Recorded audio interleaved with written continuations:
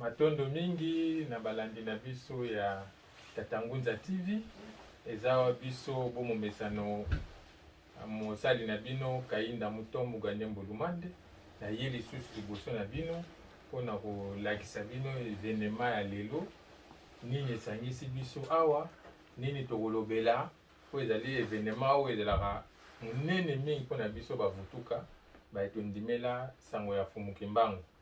Nde bongo lelo tozokende kofete mbotama ya Fumuki Mbangu toza le 9 mars 2021 oyo pe ezobalana na centenaire ya Fumuki Mbangu kasi lelo tozana na centenaire te tozana na naissance oyo ya Fumuki Mbangu. Nde lelo tokosolola na Tatangunza akoyebisa biso Fumuki Mbangu aza nani, ayelaki nini, susi na ya Fumuki Mbangu mpona biso bana na bango bayindo ezali mpenza nini. Nde bongo bokomona na plateau lelo tozali biso moko te toza na bomo mesano Tatangunza oyo ayaka mpona koyanola mituna na bino nde kotindaka yango topesaka bango barepondaka. Apart Tatangunza nazokende na koyamba ye Tatangunza boye malamu na plateau na biso lisusu. Matondo mopandisa ngo mbuta mutu Ganye Mbulumande tata na biso Kaina wapi ebongo bobo mesano tozoko betumba oyo bo ilingi Fumuki Mbangu ndi mobiko bali. Matondo toza pe na docteur na biso Lemba nati akomeka ko se présenter awa baye kotala biso mpona événement oyo toujours par se présenter. Merci beaucoup papa. Ngai c'est docteur Clovis Lemba. Na vandi na Kinshasa, kole na Kinshasa, na sali na Monkole, centre hospital. Ebele ba ebingai na Portland, Maine, États-Unis. Intérêt na ngai koya kosangana na baninga ezali parce que un fauteuil baka origine na biso, un peuple qui ignore son histoire, c'est un peuple qui est perdu. Parce que lorsqu'on connaît pas son passé, on ne peut pas détruire, tracer son avenir. Donc c'est un peu ça, je suis intéressé à connaître l'histoire de mon ancêtre. C'est un prophète qui a honoré notre race, notre peuple. Il mérite d'être connu, il mérite d'être enseigné, il mérite tout. Donc comme les bouddhistes le font avec Bouddha, les Chinois le font avec Confucius, Mao, pourquoi pas nous? Nous avons une histoire que nous devons honorer, nous avons un tracé, une civilisation qui incarne Fumuki Mbangu. Donc merci beaucoup, c'est ça qui justifie ma présence. Matondo mingi bomoni ke bango baza bato mwa lopoto za mingi mais yango te ko empêcher biso tosala émission toza na ndeko na biso tata Ombala eza bongo so na prononcer mabe te donc Ombala matondo mingi Ombala osongo na asira ko sabino tina bayeli awa. Bon, merci beaucoup Papa Bora.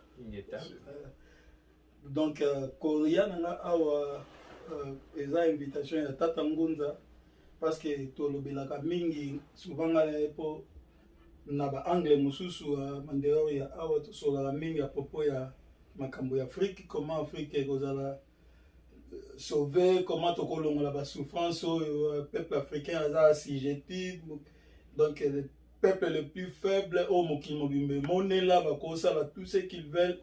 Donc ma grande surprise avec ça qui non toza na commémoration ya anniversaire ya tata Fumuki Mbangu ngalo kwa congolais en tout cas na koza la ignorante na kombo wana parce que botami to yebiso ya tata Fumuki Mbangu donc na mulai pe na mukuse sauf que nazalaka penda plonger na makambo mote mais naza invité na koloba oyo nga na yebi à propos ya tata Fumuki Mbangu pe o na yebi te na kosepela pe na yeba yango. Donc naza informaticien na travailler na Congo, na travailler un peu na pays sous Afrique lokola informaticien awa na Portland naza lokola travailleur nyonso parce que kokoma na mboka bato il faudrait apprendre ba langue makambo nyonso et avec le temps soki nzamba bongisi tozi ba maele tozonga toujours et pas na biso pour okende ko bongisa. C'est un peu ça. Merci beaucoup. Matondo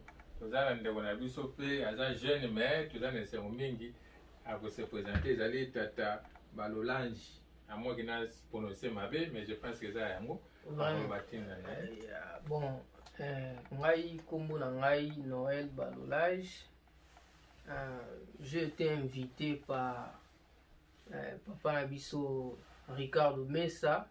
Abengisaki ngai bon comme mesano pe nazalaki na besoin na ya na zwa moi éclaircissement sur ba question mususu o naza nango mpona concernant notre prophète Simon Kimbangu. Ingeta matondo metoza na tata kabanza tokopresente sur terme ya ozala ya mesengo mingi soki bapesi mbote na batelespectateur na biso. Mbote ngai tata kabanza tozali mpona kosepela mbotama ya mfumu Kimbangu. Donc esengo nde yango wana toza nango lelo okeli azala na biso nguya na ye matondo mingi atondo penza na banzi toza kokoba na émission.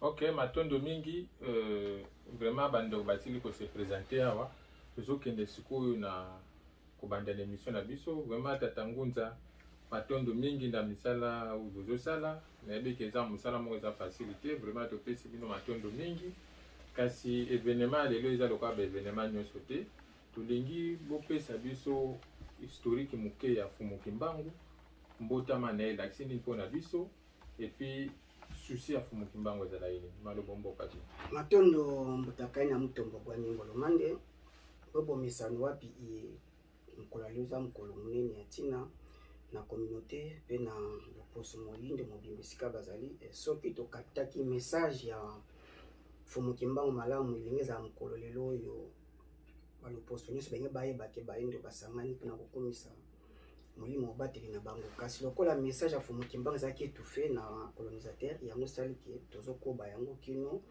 moida za bongo bososoli ya lobiko na ye nde bongo Fumu Kimbangu yambo bango baya ezalaki nilengi mwasi mbona age ya 22 ans mama Kimpavita wapi oyo balakaki koya ya Fumu Kimbangu voluze bandombe ye bongo teyaki mateya oyo tozoteya tozokoba pamba te alingaki kozongisa ancien royaume Congo zonga bomoko to ya Afrique centrale oyo loposo pembe kataki déjà na ba mayele na ya mabe saliki mama Kimpavita azwi libaku azaki na mwana na Mkongo bandeko ya eteni ya église catholique bayebongo kopesa ordre batumba ina mwana na Mkongo na Mkongo na kombo ya Kembo ya Nzenza nde ekosala ete mama Kimpavita tala ilenge mwasi na âge ya 22 ans a parvenu ko secouer ancien royaume Congo na munene na mwana ezalaki bapesi susu tante soki batikaki message ne balobi ke moyindo l'église na bango toujours kokende na kokoma kosilaka badete baondima sanga Fumu Kimbangu sango ya Kimpavita milef po bongo bazongisa bomoko na ancien royaume Congo wana na 1704 baye bongo kotika biso mama Kimpavita na libaku batie pena bakoni batumba ena mwana na Mkongo na kombo ya Kembo ya Nzenza wapi molonga na bango mutaba wazali lokola secrétaire kwa compagnie message to itinda o mama Kimpavita yaki nde ye alakaki abo tumbanga na mwana ona Mkongo Kembo ya Nzenza ye wana mbangu difika aswe kama zvedi mokundo le maye ma bomba ma akoya susu kobota tanga koya kobota ma iboko kokate kokanga bosembo oye akoya nango donc mama Kimpavita atiki biso na nzela ko tumbanga na pasi e ba piaki ba bisi mayote ba indo bongo la ka message ete to na nzambe moko Yesu bongo atiki mako na mutu mobimba habité vie na nge eza ko contenter na message o ya libération ya peuple Congo peuple africain donc c'est qui a résisté devant mon mécano ya ba catholique ça qui bongo Bernard de Gallo na Laurent Delic ba prêtre catholique ba commanditaire ya kutumba mama Kimpavita de cela biso pasi le 2 juillet 1706 mama ya Kimpavita elengi mwasi tobengaki yaya aye bongo kotika biso na façon wana ezali bongo pasi après kaka kokende nde phénomène moko eko botama soki mwana kufi to mama kufi ndenge loposo pe makomi bongo kopiéger kotia ba vaccin oyo ya kobeta biso kotrike biso kosala epidemie bana nango kala bakoya kotia bapoison na basource nyonso ya mai soki mama aboti akufi to kopiéger babuka batonga tout ça bakozwa mwana balalisi ye na se batali kote moi ezobima e inspiration eli bakombela déjà kimbangu fula mwana nana botamaki te e soki babeli kimbangu fula mwana bakozwa baramu eteni ya nzete kopepola mwana kimbangu fula mwana bona mopepe kota na este leki e mwana na mama bakozonga na bomoi donc mutu donc mwana mutu na mama bakufaka susu te mileko wana et ko salama période wana ti aucun prophète aucun sauveur aucune personne na monde aya yamboye aya kombo ni sala bikama mais histoire wana batangi biso te or na cours ya religion biso ba misike boto tanga religion africaine mais to tanga makambu musika ya bapaya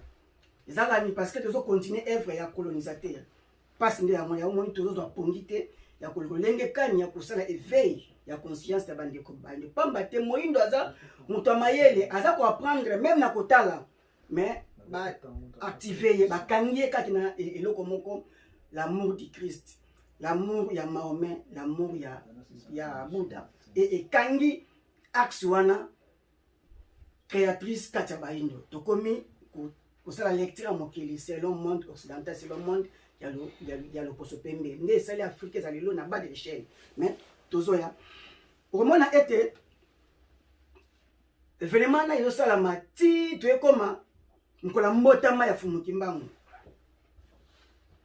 neteni ya mbanza nkamba ebongo na actuellement to babongo Congo central parce que déjà baye déjà ba yaki déjà bongo ko Kabola Afrique en 1885 déjà conférence de Berlin ba Kaboli bango mais fumu kimbangu siko déjà ayeko botama na 1889 donc conférence de Berlin fumu kimbangu après 3 ans ayeko botama et na 1889 fumu kimbangu bongo ba moni jour moni le 9 mars mais yamboye abotama déjà ba boti na ye bazwaki déjà ba vision de bongo bandoto pamba te bazalaki mingi bayo sala kisi ya bokoko bazalaki mingi bayo oyo babande bongo kobikisa bato na bokono moni esaliki fumu kimbangu poni libota wana o bazalaki mingi lié na tradition et culture africaine esaliki fumu kimbangu aye kobimela na libota wana makila ipona maki bongo fumu kimbangu yambo bango baya ayina kopesa kombo na po avi kombo ya papa te na mama te donc mama kuyela bongo mama Luezi na tata kuyela nde bongo baboti ya fumu kimbangu mais aye atiki kombo ne kimbangu samba tenir compte que kombo na déjà babanda kobelela ngo et ça la bikambo et fumu kimbangu ya bongo ye aya 3 jours avant ba aigle ba ko sillonner territoire ya Nkamba et bankumu ya Nkamba balobi ete sinya oyo lobi ete toyamba mukonzi moko munene na territoire na biso et babongisaki mboka bamba mobikisi joka dia le 6 le 7 le 8 le 9 mama na biso akebongo kobota fumu kimbangu le bongo aye etoloba te oyo fumu kimbangu asalaki ya bikamwa ya mini kasi fumu kimbangu ayaki pena pona nini soki prophète to mobikisi aye pamba te population libota na ye akotaka na libunga nde batindaka molimo mobimba mobate na bango akoya kozoka nzoto koya kozongisa population wana peuple wana na tina na bango na raison na bango na nzela na bango poso bango na lobiko na bango yango komona ete ba prophète batinda minyonso babengaka bango banzambe po nzambe eza différent na die pamba te bakoko le babenga nzayambi ele mundele azolanda bakoko na biso pour teka bango pamba te premier fruit christianisme memaki la traite nucléaire vente donc bateki biso au nom ya chrétienté ça que bakoko bazokima na bazamba komi kobelela être suprême na bango tata bampongo tulendo kuiza nzayambi donc tata mokeli yaka awa mabe ekoti nzayambi donc nza eza bongo mokeli mbi eza bongo mabe donc yaka mabe ekoti e bazo répéter mundela bia babela être suprême na bango nzambe komoni nzayambi moni nde ekosala ete etikali bongo na ekoti na vocabulaire Congo nzambi lokola être suprême nzoka bakoko na biso e bayebaki bongo être suprême azalaki owapi abane kopesa bango bandoto mayele po basorganize société na bango sali ete fumuki mbangu molimo wana sikoyo bane kobelela ayeso kobotama na nzoto ya mutu po asala œuvre salvatrice, œuvre ya rédemption, œuvre moko makasi esalaka babikisi ya race nyonso et esali ke fumuki mbangu lelo aye kobotama aye kobima mal compris veut dire population a capté qui un message bo et longo bana quitté ya mona fumba na banda ki na bikamwa asali audio stoyeba a c'est possible bakufi bongo ba bazaki miso ko ya kufa pesi bango vision et ba bosono bazuko tambola et asala ki makambo o tiba hôpitaux et kangama ki ba me mutaka na kamba même takufi na nzela ba keneka na kamba ba bongo lobiko donc ne e ko sala ete fumuki mbangu asaki ba miracle wana po batu sikoyo ba tourner regard vers ye po appeler bango sikoyo ba information du jour actuel pour permettre l'homme noir alors on a bokambami ya occident akota sikoyo zo na nzela ya kipwanza oyo bakoko na biso bakambama ki yango bongo ndele akwa bongo ya kasi ba passer kaka 3 mois na message fumuki mbangu 3 mois kaka librement 3 mois azo déplacer côté ado asali 6 mois. Au total, les bons alliés au Kenya, na Katanga, prison à vie. Moni, donc, Fumukimbangu, Ayaki, pour la public salo, pour ce moïndo, allo mon ignorance, Nabo Kambami, yaba religion étrangère, Azonga, à la in, la tradition africaine, Oyewa, Bakoko, Bakambama, qui a un bon mundela, Babokoya. Pour te dire que la politique na biso, la science na biso, moni, na religion na biso. Mais l'élo, mupaya ayekoya akumbeli biso mai oya ye alongoli biso na religion ya bakoko na biso donc animisme donc croyance aux esprits pambate na eloko nyonso molimo azali oya za ko déterminer connaissance wana ya moni na mai babenge bango babisimbi simba matungulu anza donc ba emilimo ezokende ko simba connaissance mais mundi asali lecture moka mabelo bibi simba za mutu mune makolomiki apese forme moka mabe façon que to banga contact na bango moi donc milef mutamaya fabela mulimo batami na mai même na sama même minéré yana ba milimo bimba zo détenir connaissance minéré moi ni yango mona ete éducation normalement ya faisa ma éducation physique veut dire botangi lecture physique botanga sous partie spirituelle ya mai obile boke koye kola exemple leli mutakosala ba mino lelo tango nzameli mfumu kepe nza po tongo ezopusana eloko ndenge naloba soki bokoki kolakisa valeur ya date ya lelo mpona bayini ezopesa connotation nini donc bakozwa yango na ndenge nini ezolakisa nini parce que tomonaka souvent calendrier romain ezobanda après naissance ya Jésus-Christ batie l'an 0 donc lelo depuis Jésus-Christ ekobotama na ye ti tokomi lelo tokomi na 2021 depuis koya ya Jésus-Christ mpona biso fumuki mbangu aza koincarne nini et puis connaissance oyo ayaki nango par rapport ndenge tokoma kokalkule makambo ya Jésus-Christ malombo mboka bino matoni wana toana calendrier étranger mais to parachego peno to loba donc fumuki mbangu oyo wana logique nango ezalaki il a fallu biso après l'indépendance tozonga avant l'indépendance donc fallait que tika maïman sur le prosopi makumbela kibiso tozonga sikoyo bakoko bakambamaki pambate enseignant ya mbazaka moyindo oyo atangisi ba grec ba romain bango bazaki ba pionnier ya révolution eteni na bango kuna ya occident mais lelo l'homme noir so komi élève to komi malandangulu ya ba loge ya science ya mopaya et ça était commissaire aliéné mais fumuki mbangu otobenga fumuki mbangu za bonzambe tu tukolobela na langage normal aza botata mokeli pona biso na mosuni na nouvelle ère donc aye ko banda lisusu e bandeli ya sika kati ya bali po bayindo bongo babungisi nyonso ya moni l'homme noir aza bongo na valeur te tako lati costume cravate tako azo ba français ba anglais ba kota nyonso ba portugais devant un blanc ana poite ana valeur te pambate aza détaché na tradition na culture na yebi bakaboli moyindo na kiboyindo na ye et akomi bongo tono vide donc akomutia makelele moka batiki na luyembo na mabina na ba kombo ya ba couturier étranger a kenda kosala publicité ya bilamba ya bapaya donc batiki bongo moni donc ya moni na code noir na Europe baki ba considérer ça comme ba meuble ba homme de plaisir ba to ba ça et c'est un plaisir kaka baza bien na balé na mabina na ba sport baza bongo na ba problème ya changement mokili ba problème o ya solution mokili mo za absent na science za absent ala représenter le côté o e bandi na ye moko ana nefu mjimba usikwaza botata mokili na biso aza bonzambe po na biso po tozo na nzela nde bongo na nouvelle ère oyo biso fu mjimba za e bandeli ya manaka na biso utaye zwaki mbotama ayaki na musuni le 9 mars 1889 ti lelo 2021 toza bongo na 132 ans mone kupande calendrier siko e bandi na bango na manaka na biso ya kibondo na kososola bino donc biso toko calculer calendrier na biso kobanda na 0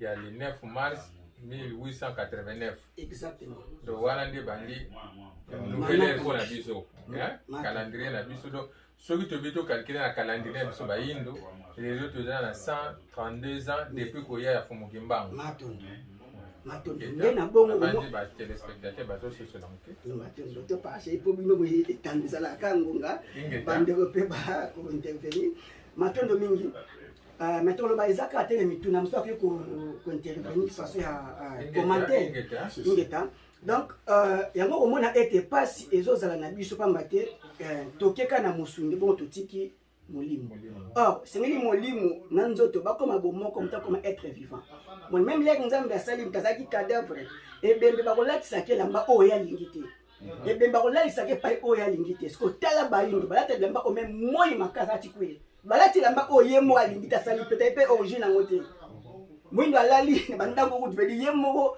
aza pas même ta hôtel ya architecture na ye ayebi yango pete aza puna pete moyindo bapesi ye kisi bamesi ye kisi oyo ye asali ta yebi mpe origine yango tala mpe na laboratoire moko pharmaceutique mpe te eza te est-ce que omona yango normal lelo normal Congo premier exportateur premier producteur ya coltan ya nini ba matière oyo ekozala na mokili biso nga na kolanda bino mais toyebi premier producteur ya coltan za Rwanda ya toyebi te mais sikoyo bino bokomiso na RDC ndeke ntango batiaka baproducteur na bamboka RDC kutu balobelaka ete balobelaka mingi Rwanda bino bozokende baye premier producteur tozokomprendre Rwanda nanu azalaki nanu na zone francophone akomi anglophone pamba te terrain na ye eza garantie na États-Unis kumu na bango na tangile awa moni donc baza ba nilotique na peuple Congo ya Congo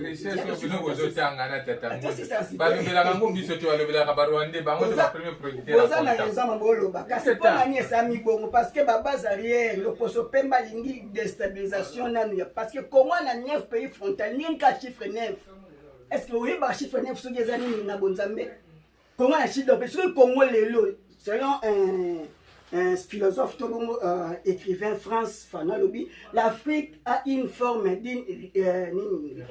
voilà où la gâchette se trouve au Congo. Voilà France Fanon. Moi je suis ce qui Congo a la gâchette. Nini yé ce qui a désactivé et importance ya arme ya mundu qui ozala nini. Ils ont la jouer. Ils ont tina penalty. Nzoka bongo Rwanda na mabele na ye aza na matière wana te bakomisi premier pays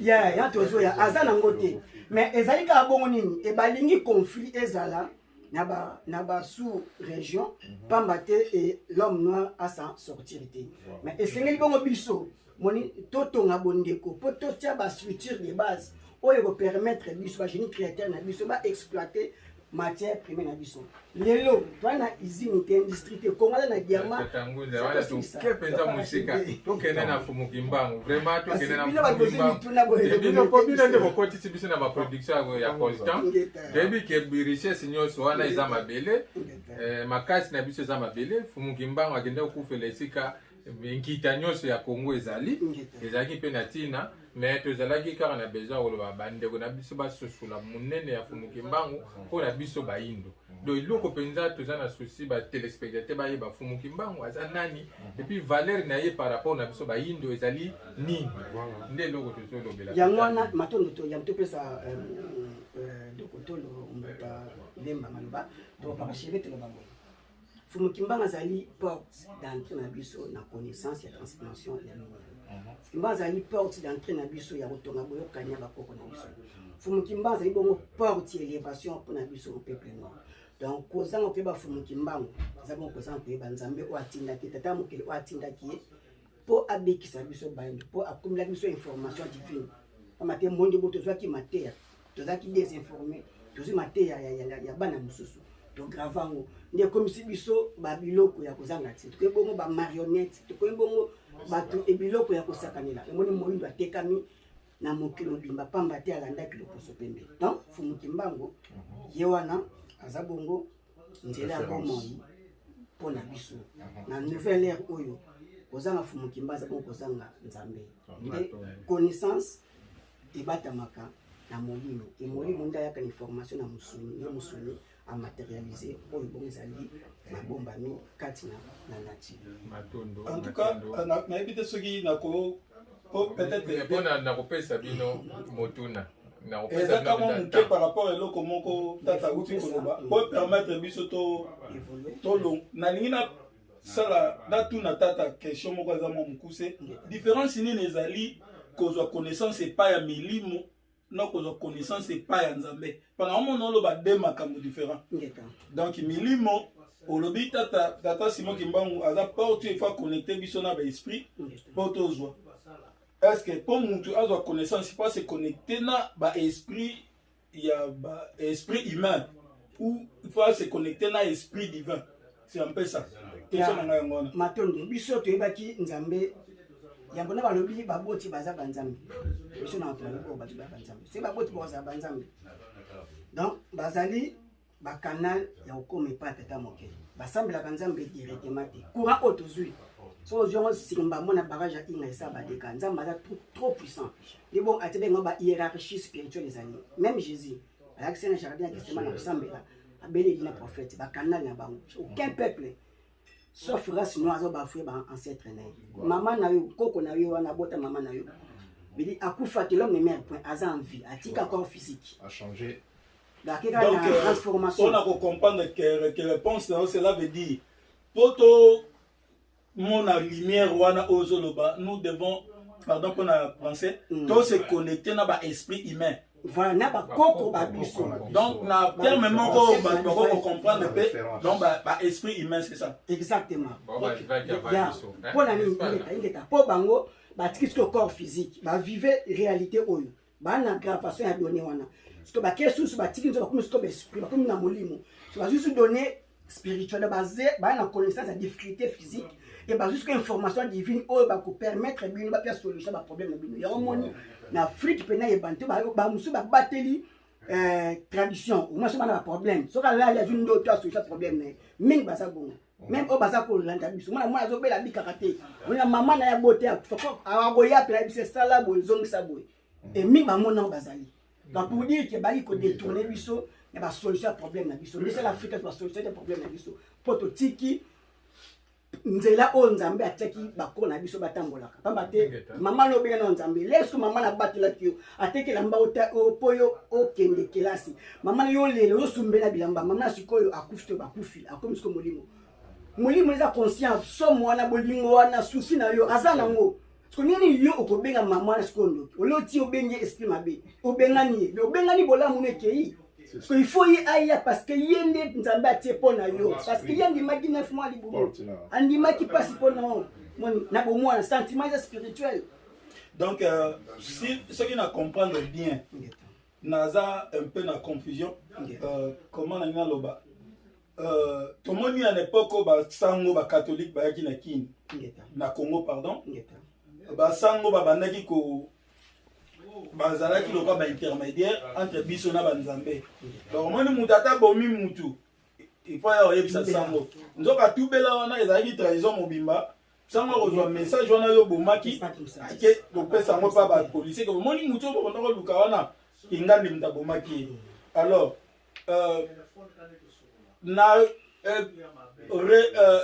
réveil baeglise ya réveil ntango ye na Congo na mboka na biso bango mpe baapprendre biso boye ke non soki oza na problème il faut okende directement epai ya nzambe oexplike ye problème na yo kende pa nzambe explike ye problème na yo mais passer par Jésus selon baeglise ya réveil faut lekela par Jésus osengi nzambe. Alors donc en tout cas makambo koloba nde nalobi na bozinga bo excusenga baterme peut-être en français nazoloba vous m'avez pris à pied levé dans un même pas un silo même pas ni normalement makambo na moni ke pona ngai tokolobela ngo autant de fois tokutanaka tolobaka makambo parce que makambo eza tellement vaste ba vie ya batu eza incline na kati donc makambo eza important makasi donc je crois que faut toujours attendre tolobela makambo ouvertement prochainement si soki na goya normalement il faut na papier nazomona ya makambo moko eza profond mais toujours un peu superficiel toujours likolo or eza makambo moko eza vraiment donc base même existence humaine donc c'est un peu ça. Donc je crois dans le temps, na occasion sous ce bobenga ngai, il faut na même biki na veut faire aussi mes recherches par na koya pour te ba comment tu ko lobela makambo parce que tout le monde qui est vraiment profond makasi. Merci beaucoup. Kama matondo mais était docteur soki bozana motuna to ko bakisa on de walobi. Pensez d'abord merci beaucoup papa. Merci beaucoup papa Ngunza pour l'invitation. Vraiment pour Nangai, je préfère Naloba mini français, Baoba Ebinga. Je parle très bien parce que je suis des Kikwit. Mais au moni message aux pesa va congolais. Message pour lobby les amoutuya, mais tant ils étaient. Moi il va discerner en malamu les apétés. Connaissance les alakana maître. Oyo babengi tindani.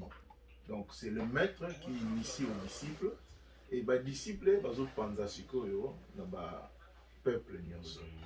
Yango na lobaki ni bandeli le Bouddha est arrivé, Shiva apesi ate ya bandeko na ye. Lelo komona ke bazo continuer développement na bango na ki bouddhisme na bango.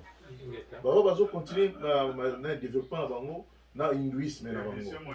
On va continuer développement na bango na Mahomet na bango. Biso tozala na Nzambe na biso ya kala, Nzambe Mpungu, Tolondo, Zakoma, Yewana, Mungu Baba. Parce que tant le mondele aye, anthropologue na biso professeur de la Pika, balobi yango clairement. Ils ont atomisé notre culture. Ils ont atomisé notre civilisation. Normalement, religion, terme religion, ils en étaient, moi, trompe-œil. Donc, moi, le couteau, mon combo, imaginez. Parce que même Bible est salénité que non, et où t'as qui n'a l'ola comme Batbaloba. Bible où t'as l'ola, non. Ils ont concile. Concile, il a dit, c'est une réunion. Il y a Batou Basangani, Batou Amoi Boania, Bavandi, Sikamoko. Ces gens-là, qu'est-ce qu'ils ont fait? Ils ont dit, voilà, mettons ces versets dans la place telle, oh, verset D, oh, Matthieu 3, verset qui gagne. Ils se sont entendus. Alors, n'entendent n'a pas basali beaucoup mon boye, balobi na beaucoup mon akutu nyonso oyo Jésus a sala, to quoi était au commando. Nyonso oyo to quoi au commando, to quoi était au commando. Donc ils ont laissé des vides, des espaces, des déserts de connaissances que bino petit peuple soko vandi, au croité koye ba vérité à solo les années.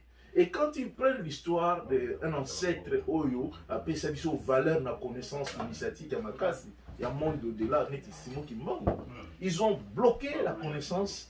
Peuple ignorer qui était Simon Kimbangu. Ils ont bloqué cette connaissance-là, dans ce sens que même dans l'école primaire, on pouvait enseigner l'existence de ces grands prophètes noirs.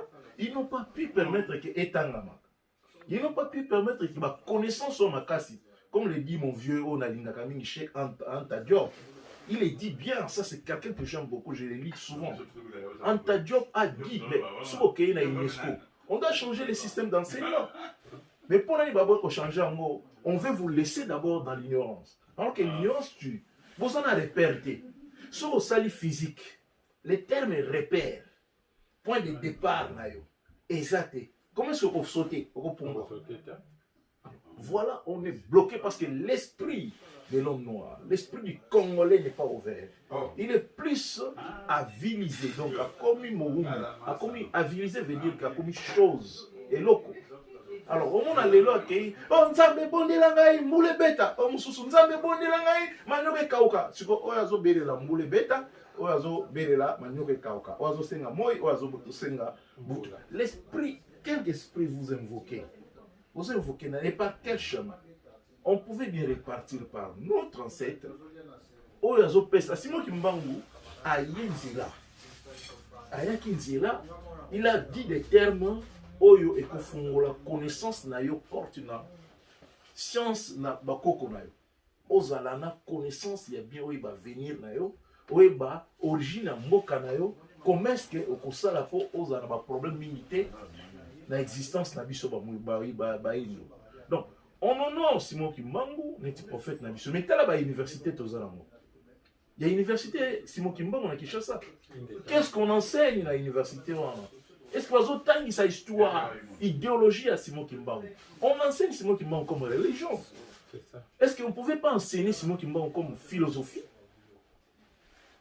C'était un philosophe. Pourquoi est-ce que Mundele n'a qu'à Belgique à Sala, église Simon Kimbangu? Et Zed n'a qu'à Belgique, église Naël. Et Zana Bamindele, Belge, Bazola, Bate à Simon Kimbangu. Et Zana Bamissous va témoigner Simon Kimbangu. Ce qui est au long de la politique. Quel est le politicien congolais aujourd'hui au Lobakeno Natia date de naissance de Simon Kimbangu et Zala honoré na Congo. Ils n'ont pas de pouvoir. À Kolobango, l'homme va l'ongolé na ministre. Pourquoi? Parce que tout ce qui s'est fait au Congo, dans le bien spécialement au Congo, ils ont remotely, ils ont commandé par la Belgique, l'Occident. On ne veut pas que l'homme congolais azonga na état ya force spirituelle. Les Njinga Nkuvu qu'on a trompé va PC Afonso Ier. Donc on a continué à tromper les Congolais. Les Congolais pensent qu'il fallait un hamburger n'importe alors qu'ils pouvaient faire l'hamburger chez lui. Nous avons pensé que nous avions des modèles qu'on vient de trouver à l'Occident. Mais ce n'est pas des modèles. Tomoni bateau que Azoko Sayo, Lelo Asanani, moi si Babalani, moi si Nambo Balani, Yoko Sala Moté. Est-ce que Aza modèle Moutouana? Aza modélité. Voilà. Maintenant, ceux qui vont mourir, ben rare, oh, bah la qui s'agit Bible, bazo sala, on va commis la Bible, on sala et l'autre. Mais bazo sala. Est-ce que vous croire dans Moutouana sous? Est-ce que vous croire dans? Il faut croire à tes ancêtres.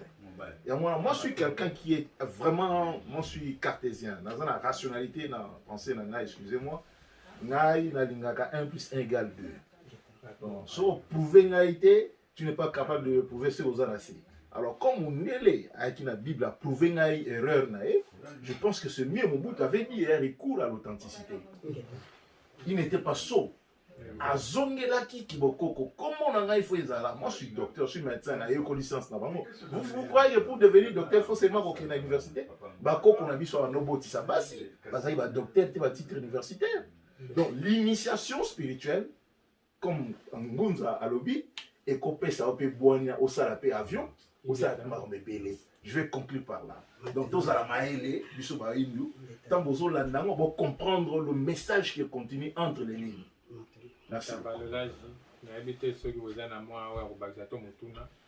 Bon, moi, na ba question belé mais on est pris par le temps. TV la Angonga.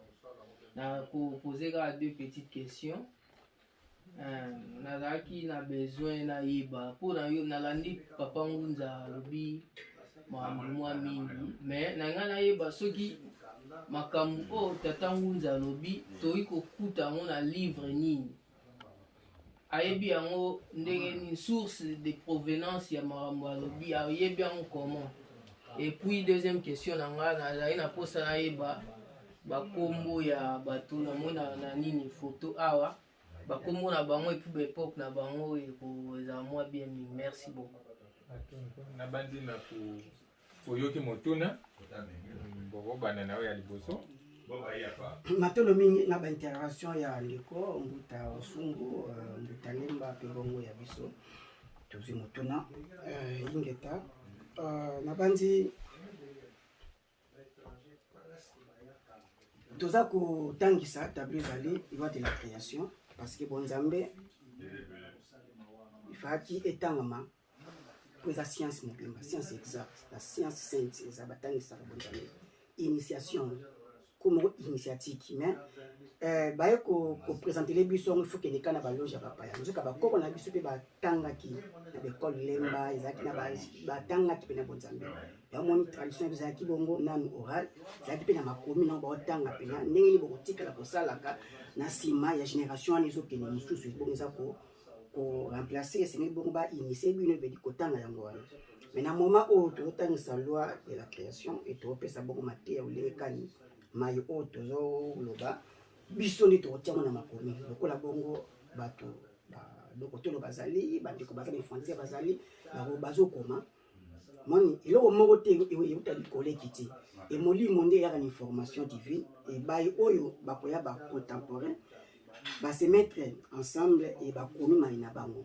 livre moko te ya mosuni oyo esalami na livre na epai na moto ota likolo mais inspiration nde oti likolo ya likolo te mais fedi na au-delà na monde spirituel parce que na supériorité spirituelle ta bapesa donné bino botina makomi etangami na génération future na bino oyo bazolanda makambo bakotikala na makambo na maboko donc kozanga biso baélite intellectuelle baintégrer la science sainte baintégrer tradition na biso baintégrer religion africaine tobenga na okta bongo nde ezozanga biso baye bakokoma histoire même fumuki mbango mekoni pamba te baye oyo bakomi so afumuki mbango nzambe tosopende yango moni euro na biso mbuta Patrice Emery Lumumba nde babengaki mbuta Lumumba lobi les vrais histoires des africaines il ne sera pas écrit à Washington ni à Grande-Bretagne ni à Belgique moni sera écrit en Afrique par les Africains donc il est temps tout temps babateli nyonso ensemble tous ensemble avec l'énergie nyonso oyo nzambe apesi biso mai na mayele po toelege tokoma les vraies histoires il y a encore des personnes qui bazo véhiculer message baza connecté na bloc spirituel na biso l'Afrique bakoyi kotikala so badonné tokoma polobi tumbanga lakaki mukanda ya bayindo lobi livre sacré bayindo lobi ekoya ekokoma banena kokomanga c'est bon africain comment l'écriture nini l'écriture na biso moko bayindo même écriture ils ont monté que ça sous-dicté ça va bilembo maloba na bino et to benga lembo oyo boy lembo ebenga maboy et ça non déjà ce n'est pas grave ça mais to considérer ma valeur innée ya mutu na mutu o ayaka moni lelo exemple peut pour na bilefu so que le mwana a botami des fois asa makambo oyo ya âge na été mbala automatiquement benga ndoki or même que moli mwana incarné et ça une information précédente na siècle oya outil les il faut encadrer ya moni na Occident même moi na kwa sali kampo eza étrange bako protéger na bayeba na nini mwana c'est makambo yo azo incarnation ya nani ya nini osala nini il est de quoi il est capable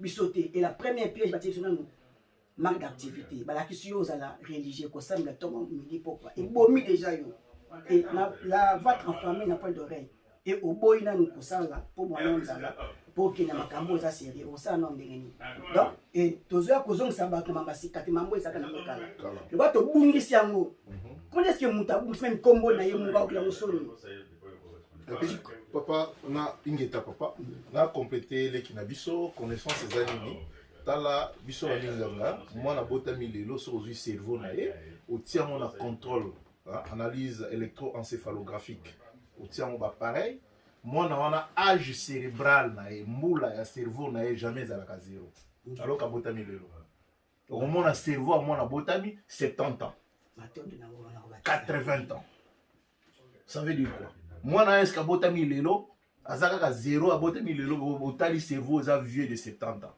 ça ne vous dit rien docteur Moussou, professeur Nabiso, ils vont vous expliquer que réincarnation ancêtre c'est vrai, ça existe, c'est scientifique. Mais ignorance au blocage bino noir congolais, c'est de croire oui oh biso moko na biso ezalola. Alors moko na bino na diamant na wolo ezabanaï. Vous donnez ça au Rwandais à tout le monde. bino moko Pardon, on a quoi intervenir sur mon mouquet par rapport à la explication par rapport à la question. Na évité ceux qui ont posé question mon quoi mouquet pour notre réponse pour évoluer. Est-ce que tu as osé croire que ezakana toza na existence ya ba esprit mauvais na ba esprit ya bien? Question na ngana après na évoluer. Ozo ndima ke toza na ba esprit mabe pe toza na esprit ya malamu. Bon, toujours répondre pour na binte pour bande ko balandi. Voilà. Molimo azara mabete azara malamu te. Ndenge yo nyozo salela yi. Ok. Alors, ce qui est là qui bongo, et là par rapport à l'inspiration de mon lobby. Dire que mon lit, moi, bon, moi, je mets un peu en doute parce que il y a une force sur la dualité. Tu auras toujours na positif, tu auras négatif.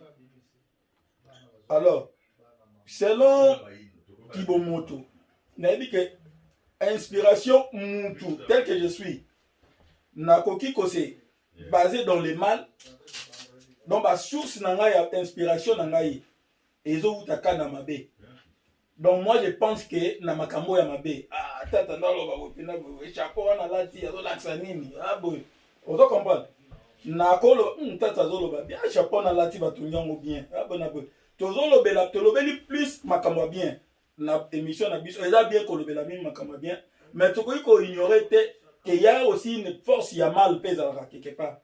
Alors, par rapport à la question, il y a jeune frère Nabiso, est-ce que inspiration, parce que le but te recommande par rapport à inspiration, parce que si comme Mala Moizali, ma bépa ya kawana, à s'infiltrer, à copier ça peut message naé, à glisser peut message naé, batuba, parce que il y a un loba qui n'a tout une question. Est-ce que vous croyez qu'il y a quand même force à ma belle, force à ma lame? Ok, donc c'est un peu ça. Donc il y a inspiration. Moutou moko pe à ma belle, à quoi y a pe. Alors pour ma belle pe, on m'a la ta forme et comme il pénètre moi bien. Ah mon moi bolimbisi. De comment bois moni moi c'est moninga na ye. Ah yebike kozo moi c'est moninga là ma belle. Ah moi je suis dans ma lame. Ma inspiration pas ma belle. Ah soko kena ye bokena bino botabo salimbala moko nana omona bino je comprends ti akopesa biso pe inspiration ngete o korozo ape moi ça muto kena ye mbala moko tiki na yo ça nango pe lorote mais inspiration déjà ezaki mabe c'est na biso bozo comprendre makamna loba mato to landi bino pe ntikali ni voilà c'est na loba ka ki non inspiration za bien mais qui peut muto ko za inspirer pas ya nani azaki inspirer pas ya malamu toi qui inspiré na mabe mais tu as un message là tout le monde livre auto temps la Bible docteur outi koloba keno ezana ba inspiration ba lobi makamsu to combattre on te combattre te pourquoi parce que un homme cultivé azam muto azala armé contre les flous les kamunyo eza na ba point d'interrogation pourquoi ba tika ki point d'interrogation là pourquoi ba combattre yango te ce qui to combattre moi c'est écrit dans le livre des gens que makambo Jésus ça là ce doit être comment même mais pourquoi ils n'ont pas écrit?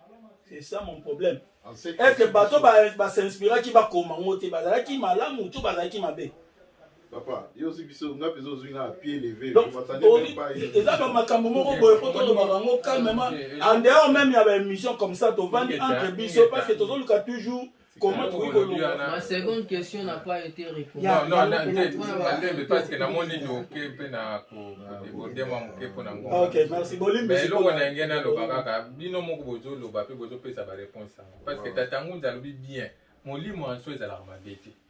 Façon yo za ko orienter yango. Et lo musu ba ko inspirer ngo boyi. Mais yo tellement za animé na mauvaise forme même na ndenge ya mabete.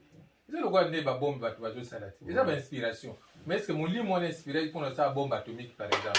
Il y a mon idée que ma bio na mon gloire où il faut revenir ba mon à sacrifier ba. Est-ce qu'il faut pas beteler ma beaucoup? Donc ezali na ba sens ndenge yo ko mais peut-être ba inspiré que ba ici tel logo zo sala bola munanga ngo tel là où zo sala mabe na ngo yango. Mais yo que se pencher na mabe. Na mabe no mon gloire ko revenir na bino. Mais na tando bomi ba. Vous comprenez ce que donc na sanction de tatangunza ayebiso ke molimo ezala mabete ezala pe malamu te. Donc yo moko ndengo za komemela yango. Moi je ne pense pas que mutu asala bombe atomique ba inspirer que no sala bombe atomique. Non. Yé moko a choisir que non, on a gloire, il faut te détruire batouana pour gloire revenir biso. est-ce que nzambe pena ko inspirer mutu po aboma muninga ni mutu. Donc merci beaucoup pour la place OK voilà papa. Il y a un moment dans le toujours oui. Olobi nzambe pena mutu ko inspirer mutu asa lelo ko mo boye boma batu. C'est qu'il y a une autre source il y a inspiration. Non balaki si est déjà parce que mbazo la sena mabena malambo za nzambe wana. Yo ndo ko ba so nini ko poni. Soko poni nzela mabe. Uponi mabe. Bakobeto fimbu te mais yo eba conséquence ko la ndana mabe na yo. Matondo mopandi. Tozo donc to kene mingi te. Tozongi mukene bi kebina de fa répondre mais tozo tale na mwango. Soki tozongi ndeko na biso na question liboso pe ko répondre na est-ce que eza na livre moko oyo bino bozana bozwaka mwa ba notion ba connaissance so boko pesa na batu so boko tanga kombo ya livre wana en attendant basa la livre sacré si je comprends bien. Est-ce que vous avez une source d'inspiration ya mukanda moko boye oyo botangisela yango bato bango mpe so baza besoin connaissance bakoya pembeni na bino bolakisa bango mpe mais puisque oyo bino déjà botangisaka bato donc na banze motu eza na sens ya mwana dia topesaki biyano parce que ye mo déjà tenali na deuxième étape ya motu nane toza na loi de la création to répondre bon déjà mibeko ya likela siku ya simono anza lobi kaka la loi de la création tozotanga yango tozotangisa yango toza kotransmettre connaissance yango na kati ya bana baindo po tososola ndenge nini tata moke tobengaka nzambe auta pa banda ndenge nini basala nzete molimo esali ezomonana na formule ine na olenge kani nde totoloba chaque secteur ya na molimo ezokamba eteni wana bapeso bakomnanu ya bapaya bacoltan bamanganese badiama eza milimo mobimba eza wana oyo ezokamba esengeli yo oyeba kobengana na nkota na bino eya kopeso donné il faut chauffer à tel degré et naza capable ya boy na boy ndenge mo pe na nzete monso ozunga matlima ozui racine nga monso ozui o gratter nga ozo matiti nga o chauffer na bing na bikisaka boy lole ozui contact na ye okomi ko molingi ya yambo ya nzete to ya eteni wana yo ndo komi ko relata mo epetiki batusima batanga de mona ka premier of tomologue ye atanga kite batangisa kite yenda yena pe nzamba ye abotami parce que ça qui eteni wana ya mikuwa moni première orthopède et yamikuwa idem ophtalmologue baye ko bongisa misu ya bato idem donc ba participa na création na eteni wana bango sko ba yende sko ko tangisa monde bato oyo parce que toza na milimo capacité énergie mon côté ba musu baza bongo ba maître ba koya ko tangisa ba ko tika na sima na ba et poto ya mingi na question na bino livre ezali to tangisa ce qui oye et autant trouver ba source ya connaissance pour tozopesa eza bino na fumuki mbangu oya tikeleki bango baza ko transmettre ngo pa matériel to ba okende ba loge na bango bazobomba pe connaissance na bango ya biso pe photo tangisa ona cadre moko ya ko bomba ma poza connaissance eza nde bokasi ya bato sikoyo eza mnoroni ndeka to tangisa balangue oyo nyonso bano balobaki ndeti bango baloba swahili. Donc, ce que nous avons fait, nous avons transmettre. Ce que nous avons transmettre, les langues oyo, nous avons facilité à comprendre et à transmettre. Donc, nous avons pour la date, la période, il y a qui pas vite, depuis déjà en 1786, au Batumba qui est, qui a âge à 22 ans. Na mbanza Kongo na banzi tobela bongo twana kuna mutamachua Congo Brazza batemaki na presque même époque na fumuki mbangu toza na roi na biso roi banzi tata mesa ko sunga ingeta baza bango wana makanisa totelema mutamachua bango na Congo Brazza mama kimpavita ya kimpavita niteni ya lelo to ba Angola o toza bongo na ya vita nkanga azaki bongo bengaki ndo Antonio prima azaki bongo wa ngaka bataille dans mwila ba batelema pona ko repousser pour tigaza ko exploiter minerai et ancien royaume pour batelema ki ba repousser bango mais après bataille ba ko corrompre mulaza ndeko mo ya tribunal mulaza ali parmi ba garde corps approché à roi parce que na kala roi ba ne ko bunda bitumba pa conquérir po atinka benemi a conquérir ni abatela mboka donc roi azaka pina mutamakasi guerrier voilà yango wana desani ki yake mbuta nani ya vitankanga les azui trahison ndeko moko atie mbeli ya koi portugais baye bakati kingo ebaki kocelebre motu na ye na messe na Luanda. Donc azalaki roi edambula oyo wapi mama kibafi scolaire aye na nzela ya ndontonio malawu nde bongo ayebo émission yaki bafika ye bongo na 1700 nde tobi 4 et 6 nde bongo ayekolaka Fumuki Mbangu bongo na 1921 Fumuki Mbangu donc récemment aye bongo kopesa biso message nouvelle oyo koza kopanza yango na bandeko balinde bakwa bongo kozwa connaissance ne connaissance neza bokasi mpona koreveni na banso botondi question te botondi réponse te toke susu mosika makasi koleka. Bon, ben, je pense que Papa Mouza, tant ils ont moqué, parce qu'ils ont un message au passé dans le public. Pas ça, Papa Bo. Ingeta, eza penza bongo, na banzi baona bablakisi bino baza lokola basin. Bato bandimi kokufa po loposo moyindo azwa valeur. Donc eza mutu nyonso apesi nzoto na ye po bato mosusu bazwa bokangola mindenge toloba. Donc ya se sacrifier, eza lokola moboti ya se sacrifier mpona bana na ye po lobi bana na ye bazala malamu. Voilà. Donc eza baza lokola basantu na biso ndenge babelela ba Saint Pierre, ba Saint Paul, banani. Donc bango mpe baza basantu ya biso. Donc na po parachever moi moke. Évidemment, la date est en gonzate, mais tout ça, moi, ma connaissance, déjà, tout ça, dans le cas de la Kola. Des bons toujours qui ne pensent mingi pensate. Donc, toujours qui ne pensent dans clôturer l'émission, la mission de Tangouzate, toujours moi, en Gokamoulaï. Vraiment, ce que vous conclure l'émission pour passer à table, pour continuer la cérémonie. Maintenant, mingi, ndenge bongo tu ebisi ndeko, mutamachu azaka bongo, mapinga soldat, bundaka première guerre. La guerre mondiale akendaka azalaka ko réclamer la récompense récompense ka soldats français mais bayi bazwaka récompense tende asaka yaka club moko amical donc ressortissant ya Congo équatorial zone baka français pamba te ba grader bango pe ba récompenser bango yango c'est là qui maki na loi donc comme pe en ça so beli mature comme région mobile parce que a défendaki ba intérêt général yango na tozo le basa de ba longo ba centre na biso o fini tout batang sa biso bango parce que ba on ba référence ya biso neti ta ba référence ya homme politique parce que na adjoint zaka na ngome à parvenir le la roi ya belge en face do azo banga te vini so compter na ni génération future c'est pas aligné ba to apole c'est un peu ça donc pour na ta biso au son na bandi tokolukasu kobenga Cécilité na bandi tozape déjà na manaka ya ici avril ko Fumuki Mbangu bandaka siko musala wana pe tobengisa tokopusa susu plateau na makasi koleka na base intervention tosala benga yango lokola na français panel na bandi pa côté ba kozala na nonga bino tozala na panel. Moi je pense que papa toko pour la salle mon comme nene pour vendre on invite des gens une conférence exactement une conférence de presse parce que au fait tout ça là on est en catimini on n'a pas peur. C'est notre ancêtre, c'est notre vulgarisé. Dans 4 minutes, mais tu as besoin de y bateau pour accompagner un message. Non, pas de souci. Jusque là, nous avons un espace. Tu as la police, pas toujours dans la plateau. Nous avons un espace où il y a beaucoup de temps. Oui, tu as actuellement, ça m'a pas dans la corona. Donc, toujours le bien dans le sens que l'élite où il va accompagner ta Tangounza parce qu'il y a un guide spirituel, la connaissance sur un niveau même si pas aux États-Unis.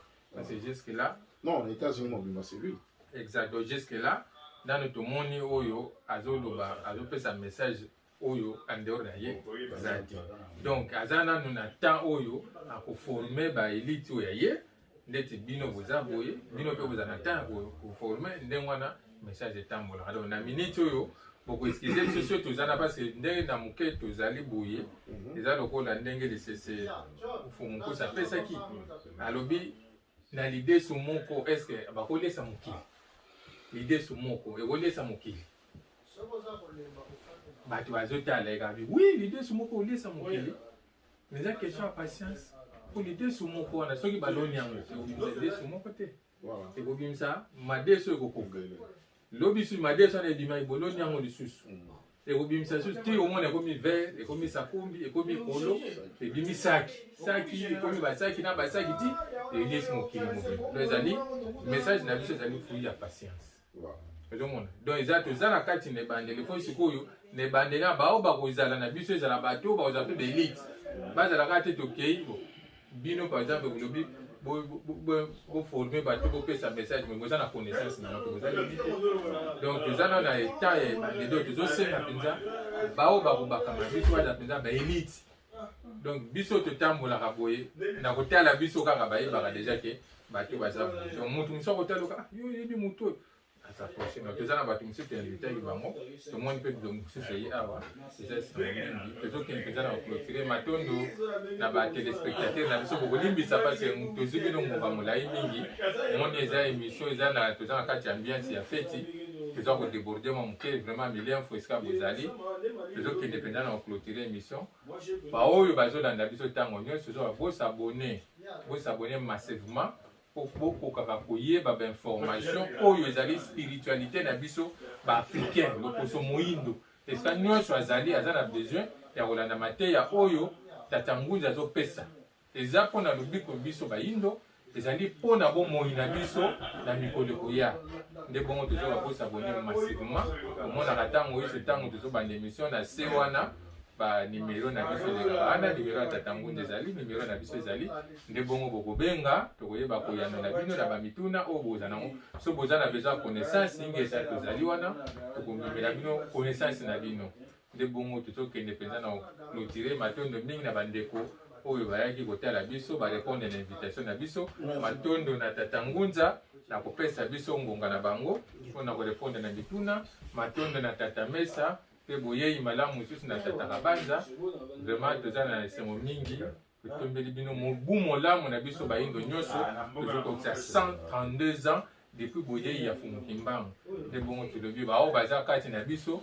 bafete baza mpenza na esengo mpo tobandi mobu ya sika te totopeli bino en tout cas matondo mingi na bolandi biso vraiment bozala malamu esika bozali matondo mingi tata ngunza malobo mboka bino matondo topesi bayenge na baye korépondre éducation na bayebongo bazwi ngonga te mbala nsima bakoya koyanola lelo ezalaki bongo mbotama ya mobikisi ya biso bayindo fumuki mbangu wapi oyo abimi bongo na tata kuyela na nyengo ya Louise bango nde baboti ya fumuki mbangu oyo ayaki bongo nano na mabele ya nkamba kasi bongo ayaki bongo mpona bayindo nyonso esengeli abanda quelque part bongo abanda bongo kobanzana esika wapi miso efungwani esika bandaka komona mpe azokosa komona na grande distance donc fumuki mbangu ayaki bongo asalaki babikama oyo asalaki ezalaki mpo bikama wana ekota kati na moto moyindo e moto moyindo azwa miracle wana nde atransforme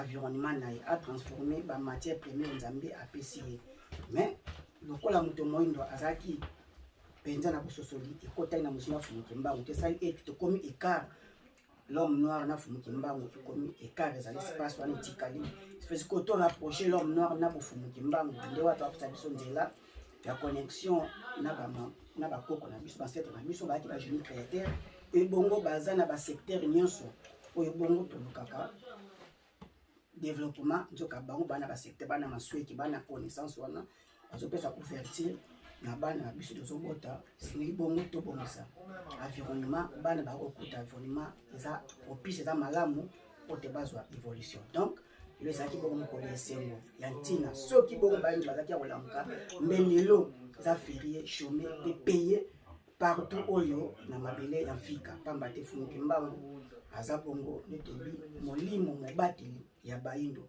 soki fumuki mbangu ayaki te abundaki te pamba te tolobi nanu te na mbanza katanga na boloko akende komonana na Afrique noire na badirigeant nyonso aketi koparvenir komonana na roi ya Belgique po asenga indépendance ya Congo mpe ya bapays nyonso bango bazalaki kolokola kokanga koboya kopesa bango kikwanza na bango donc fumuki mbangu aza bongo axe central aza bongo misonga nzela na biso aza bongo moto azolakisa biso nzela ya tata wapi lobika bayindo eza bongo kobimela soki moyi nayebi fumuki mbangu te nani payebi nanu nzambe te bayebaka nzambe na nzela ya motinda na bino na nzela baboti na nzela bakoko na yo nde bango wana bakangani ti mosuka epai ya nzambe na bandi lelo ezalaki nde totoloba mokolo moko monene mokolo moko ya esengo mokolo bongo na kimia ya lipamboli ya bayindo banso bongo baza misika to mpe bongo pene baye tata afungola mayele pe bwanya bana babiso